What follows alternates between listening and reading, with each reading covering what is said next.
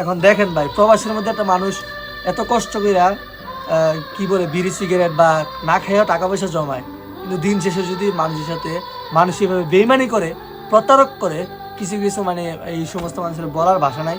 আমার হয়তো অল্প টাকা নিছে, কিন্তু সে কতটা ছোট মন মানসিকতার পরিচয় দিছে সেটা আপনারা বুঝতে পারছেন। এই যে দেখেন, এই যে ব্যাংকের এই যে চিকোনাটা জায়গাটা আমি বড় করছি, তো এইখান দিয়ে আমার মনে হয় যে টাকাগুলা টানছে, ভিতর থেকে টান দিছে, তো যেগুলো বাইরেছে আর বাকিগুলো এই যে দেখেন মানে সিরা মিরা যা আছে এই মাঝখানে মানে আবার ফালায় রাখছে।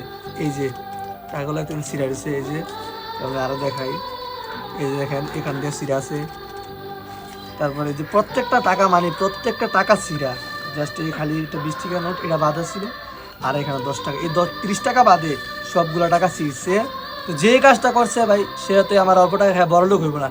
তবে আমি দোয়া করবো সেজন্য এই ফল খুব অল্প দিনের মধ্যে পাওয়া যায়। এটা খুব কষ্টের টাকা ভাই। ঠিক আছে।